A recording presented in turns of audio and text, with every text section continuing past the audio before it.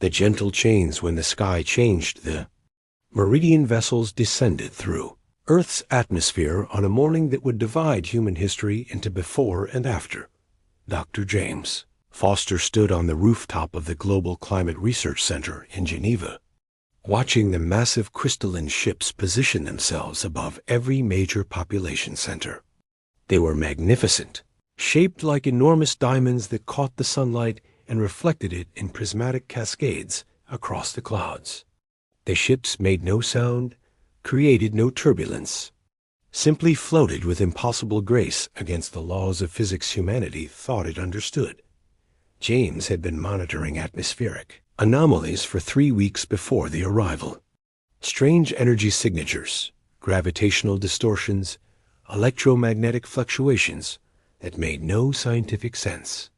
His warnings to the international community had been ignored, dismissed as equipment malfunctions or stress-induced paranoia.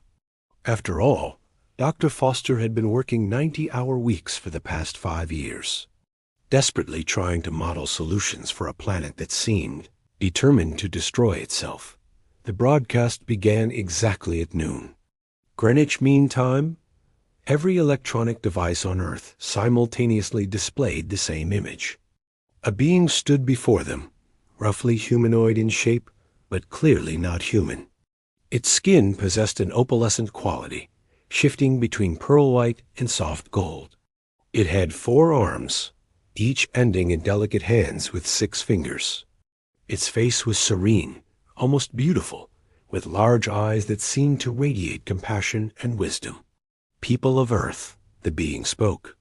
And James heard the words in English, while his Swiss colleague beside him heard French, and the maintenance worker from Brazil heard Portuguese.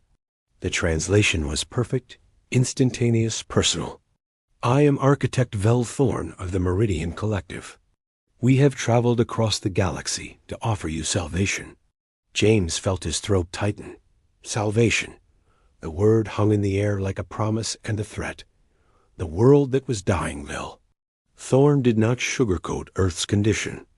The broadcast showed images that humanity knew too well.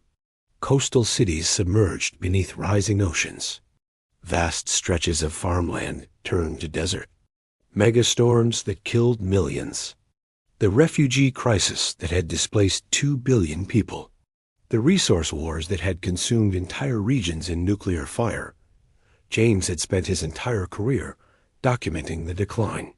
He had published papers, given lectures, pleaded with world leaders. The data was irrefutable. At the current trajectory, human civilization would collapse within 30 years. Perhaps sooner. The cascading failures were already beginning. Crop failures leading to famine, famine leading to conflict, conflict leading to more environmental destruction in an endless spiral downward. "We have observed your world for some time," Vel Thorne continued. "We have seen this pattern before on 17 other planets. Species that reach a certain level of technological advancement, but lack the wisdom to manage their own development. Without intervention, they destroy themselves. Every single time." The alien's large eyes seemed to look directly at James through the screen. "We do not judge you. This is the adolescence of civilization. Most species fail at this stage, but we offer you another path. Accept our guidance, and we will help you survive your own youth." The proposal was simple. The Meridian would establish what they called a sanctuary protocol. They would stabilize Earth's climate, provide clean energy technology, distribute food and medicine, and help humanity develop sustainable systems. All they asked in return was trust and cooperation. "We will not rule you," Vel Thorne promised. "We will teach you.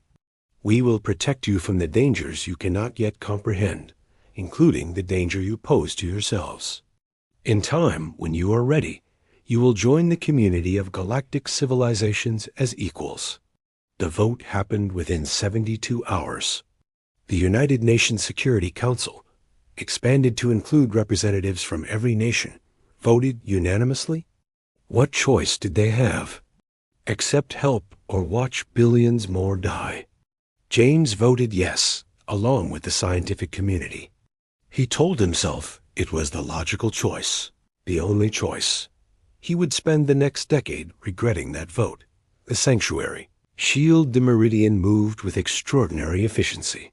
Within 1 week, they had deployed what they called the Sanctuary Shield, an energy barrier that encompassed Earth's entire solar system. It was invisible to the naked eye, but completely impermeable. Nothing could enter or leave without Meridian approval.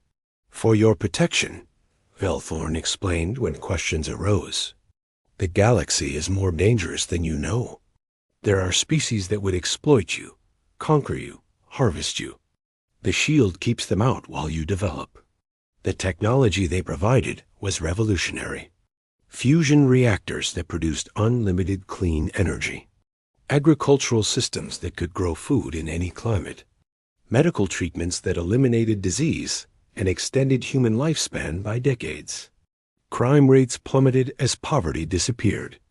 War became obsolete as resource scarcity ended. James watched his colleagues celebrate. The Climate Research Center was being transformed into a museum, a memorial to problems that no longer existed. He should have been happy. His life's work had been to save the planet, and now it was saved. But something felt wrong. The rules nobody questioned, the restrictions started small, so reasonable that few people objected. The Meridian established guidelines for human reproduction. 2 children per family, carefully screened for genetic compatibility. They explained it was necessary to maintain sustainable population levels while the planet recovered. Certain areas of scientific research were declared off-limits. Weapons development, obviously, but also quantum mechanics beyond a certain level, advanced artificial intelligence, genetic modification, nanotechnology. The Meridian explained that these were dangerous technologies. Humanity had proven it wasn't ready for them. Perhaps in a few generations, when humans had matured, space travel beyond the Sanctuary Shield was prohibited. The Meridian would handle all external contact. They were the diplomats, the protectors, the guardians of humanity's place in the galaxy. Humans didn't need to worry about the complexities of interstellar politics. James attended a conference in New Tokyo where a colleague, Dr. Amara Singh, asked the question nobody else dared voice. When will we be ready? When does the temporary protection end? The Meridian administrator present smiled with what seemed like infinite patience. When you have proven you can be trusted with your own future. When violence is no longer part of your nature. When you think of the collective good before individual desire. These things take time. Perhaps 50 years. Perhaps 100. Do not worry. We will know when you are ready. James saw something in Dr. Singh's eyes. A flash of anger, quickly suppressed. He felt it too. The Meridian spoke to humanity the way parents spoke to children. Kind parents, patient parents, but parents nonetheless. And humanity had become children again, dependent and controlled. The cave of forgotten wars James's awakening came during a research expedition to southern France. The Meridian had restored Earth's ecosystems with remarkable speed, and part of that restoration involved archaeological preservation. James had been invited to document climate data from ancient cave systems near Lascaux. He was cataloging Ice Age temperature markers when he found the chamber. It was hidden behind a collapsed wall, sealed for thousands of years. His equipment detected an artificial structure beyond the rock, and curiosity drove him to carefully excavate that the chamber was not natural. The walls were too smooth, the angles too precise, and covering every surface were paintings. But these were not like the famous cave art of Lascaux. These showed something else entirely. Ships in the sky, identical in style to the Meridian vessels. Beings with multiple arms descending from the heavens. Humans kneeling before them. And then, in a sequence that ran along the chamber's walls like a comic strip, the story changed. Humans rising up. Humans fighting. Humans using strange devices against the skyships. the beings falling, the ships burning, and finally, humans standing alone beneath a clear sky, holding weapons that looked like they belonged to the aliens. James's hands trembled as he photographed every inch of the chamber. At the far end, he found symbols carved deep into the stone. His translation software identified them as Proto-Indo-European, dated to approximately 3200 BCE. The translation made his blood run cold. They came to save us. We sent them home in pieces. We are no one's children. The pattern emerges. James spent the next 6 months in secret research. He used his security clearance to access historical databases that few bothered with anymore. Why study human history when the Meridian were rewriting the future? He found the pattern. Every 1500 to 2000 years, going back at least 12,000 years, there were similar accounts. Different names, different languages, but the same story. Beings from the sky offering protection during times of crisis. Barriers erected around Earth. Periods of peace and prosperity under alien guidance. And then always conflict. Humanity rebelling. The protectors disappearing. The barriers falling. The accounts were fragmentary, often dismissed as mythology. The Anunnaki. The Watchers. The Sky People. Historians had interpreted them as religious allegory or primitive misunderstanding of natural phenomena. But James saw them differently now. He saw a cycle. In Egypt, he found papyrus fragments describing the ending of the first protection when humans forged weapons from fallen star metal. In China, ancient texts spoke of the war against the celestial wardens, where human alchemists turned the invaders' own technology against them. In South America, stone tablets described the breaking of the sky cage by warrior scientists who learned the secrets of thunder. Humanity had been here before, multiple times. And every time, no matter how primitive humans appeared, no matter how superior their protectors seemed, humanity had found a way to break free. The question that haunted James was simple. Did the Meridian know? Had they studied Earth's history? Or did they, like the protectors before them, assume that human mythology was just that mythology? James stared at his compiled research, thousands of pages of evidence that humanity had never accepted permanent guardianship. His colleagues would think he was insane. Most humans were happy now, safer than they'd ever been. Why would anyone want to risk that? But deep in his gut, James knew the truth. The cycle was beginning again. Somewhere, someone was already preparing for what came next. Humanity's pattern was clear. When caged, no matter how comfortable the cage, humans always did the same thing. They broke free. The hidden arsenal. The message in the dark. James Foster sat in his apartment in Geneva, staring at the evidence spread across his desk. 3 months had passed since he discovered the cave chamber in France. 3 months of sleepless nights, secret research, and growing paranoia. The Meridian monitoring systems were everywhere, subtle but omnipresent. Every communication was filtered, every movement tracked for safety and optimization. He had been careful. His research appeared to be purely academic, studying ancient human mythology for a cultural preservation project. The Meridian encouraged such pursuits. They wanted humans to remember their past, just not to repeat it. The knock on his door came at 2 in the morning. James froze. Meridian security didn't knock.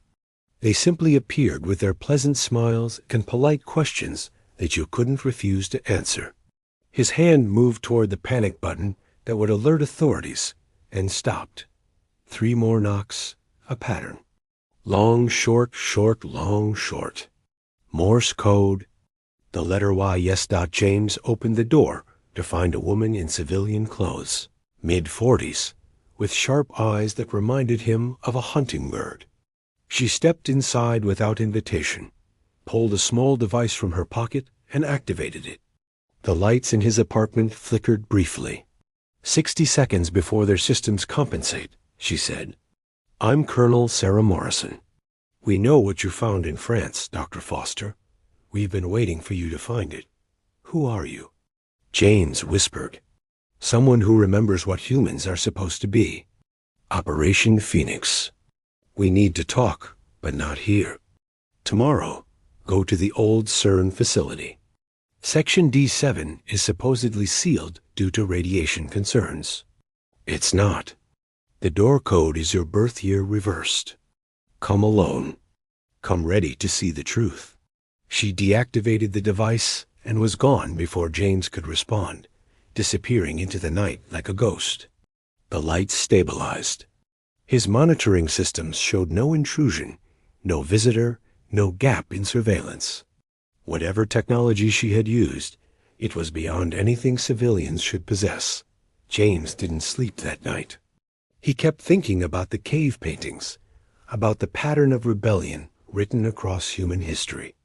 By morning, he had made his decision. Beneath the earth, the old CERN facility had been one of humanity's greatest scientific achievements before the Meridian arrival. The particle accelerator that had unlocked secrets of the universe now sat dormant, a monument to human curiosity that was no longer needed.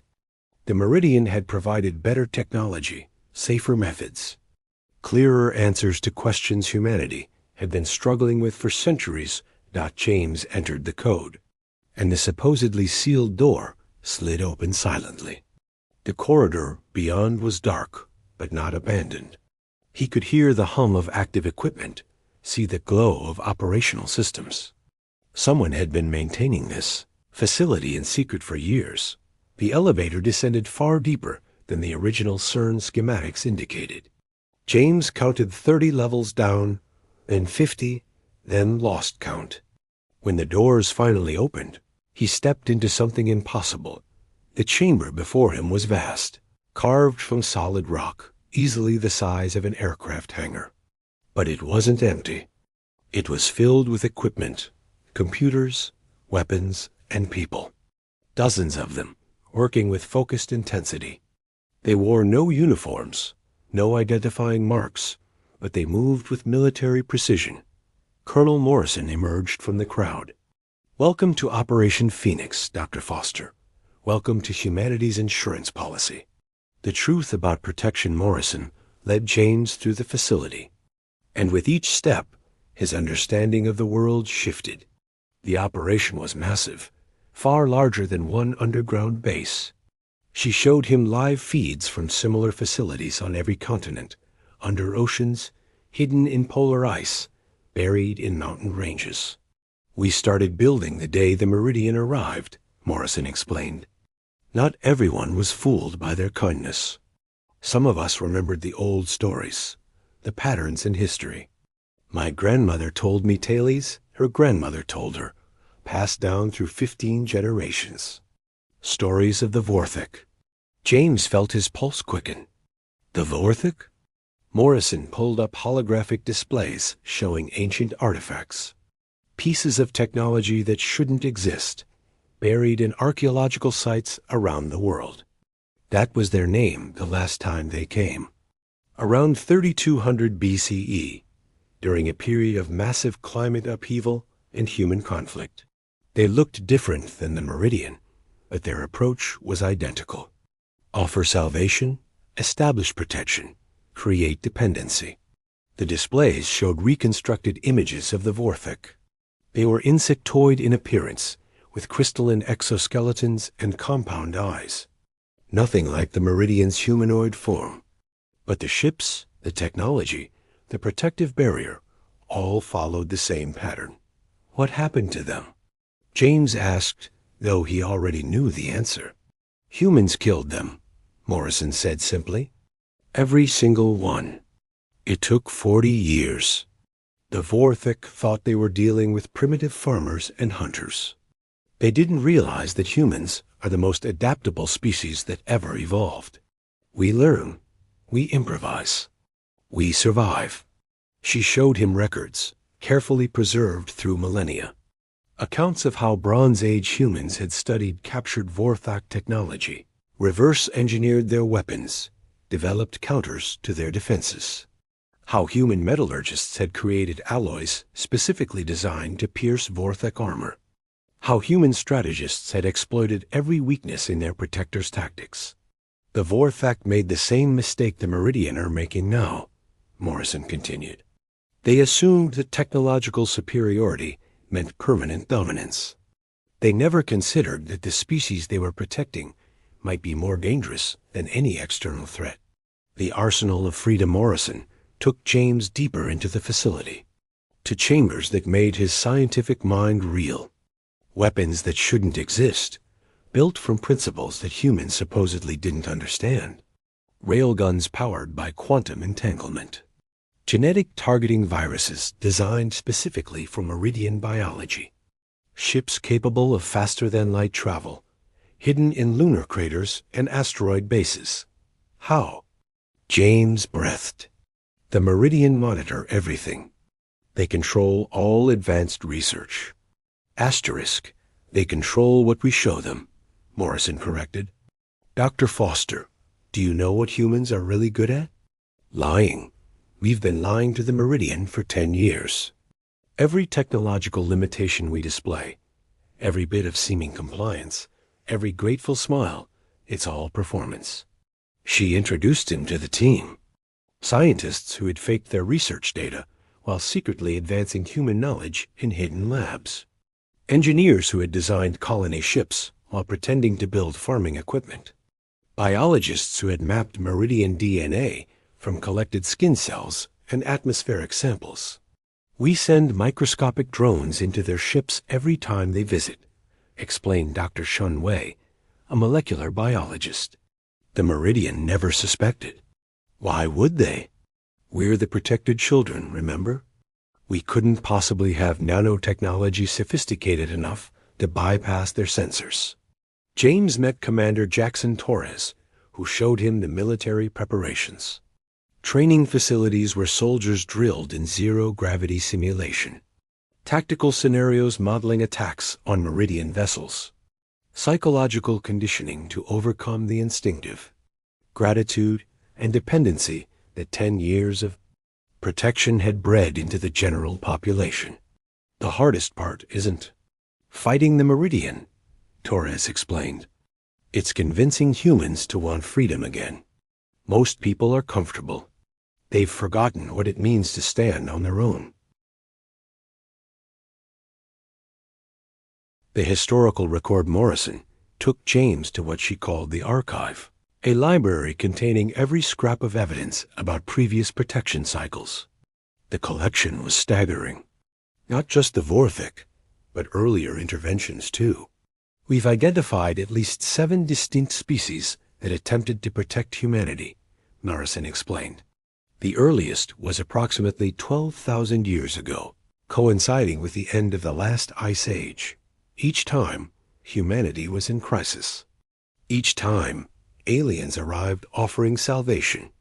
Each time, they established control. The records showed the pattern clearly. The protectors always meant well, at least initially. They genuinely believed they were saving humanity from self-destruction. They saw themselves as benevolent guardians, shepherding a young species through dangerous times. And every time, humanity had turned on them. Why? James asked.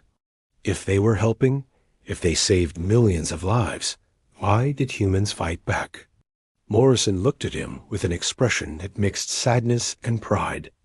Because humans would rather die free than live in a cage, no matter how comfortable. It's in our DNA, Dr. Foster. We're the species that looked at the African savanna, with its lions and hyenas and 1,000 ways to die, and decided to walk upright into it anyway.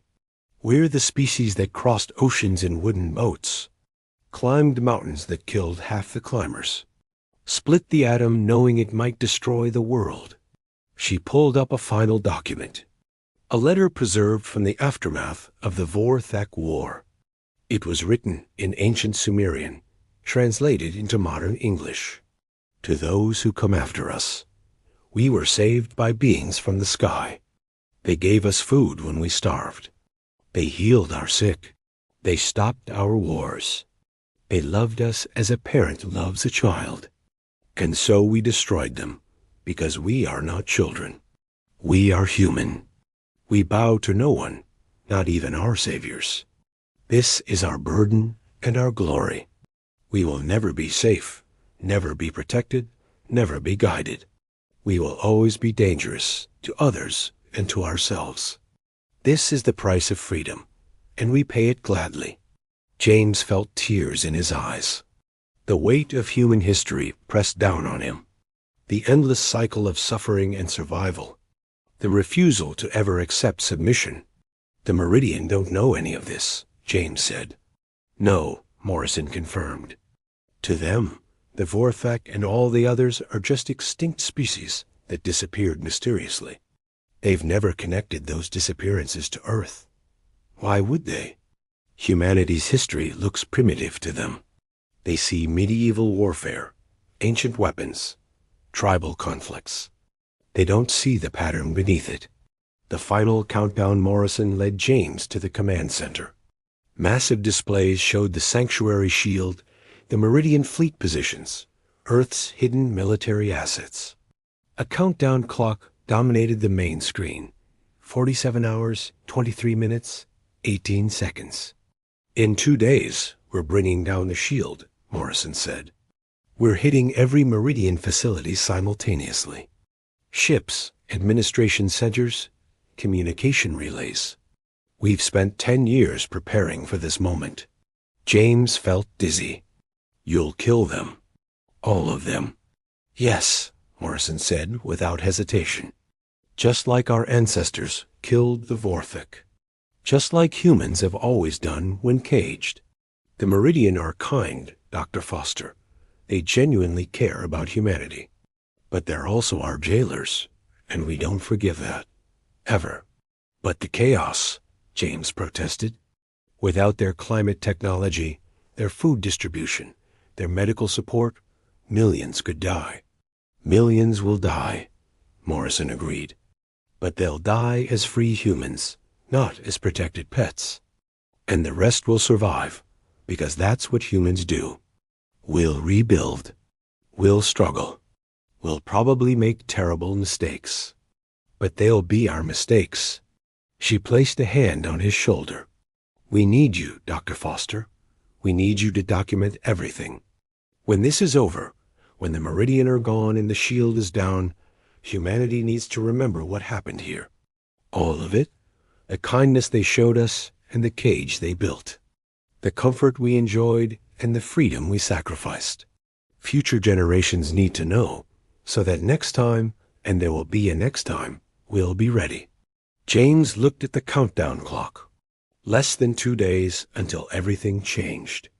Less than 2 days until humanity committed genocide against its benefactors. Will we win? He asked quietly. Morrison smiled, and it was the smile of every human who had ever refused to surrender. We always do. The galaxy keeps underestimating us, keeps seeing primitive apes with delusions of grandeur. They don't understand what evolution did to us, how it shaped us. We're not the strongest species, or the smartest, or the fastest, but we're the stubbornest. We're the species that sees the impossible and tries anyway. We're the species that breaks every cage, no matter the cost.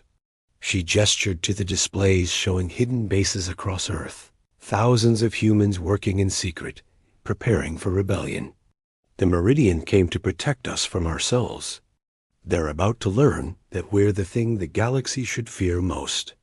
Not because we're evil, but because we refuse to be controlled. By anyone, ever. Above them, in comfortable orbit, the Meridian continued their work. Architect Vel Thorne reviewed reports showing human compliance at record highs. The protection was working perfectly. In another generation, perhaps 2, humanity would be ready to join the galactic community as junior members, properly civilized and controlled. He never noticed the quantum disruptions forming in the shield, never detected the microscopic sabotage in his ship's systems, never suspected that the grateful, compliant humans below or sharpening their knives. The countdown continued. The warnings had been there all along, written in caves and carved in stone, whispered through generations. The Meridian had just never thought to look. Humanity was waking up. And when humans woke up caged, they always did the same thing. They reminded the galaxy what it meant to be human. The end asterisk.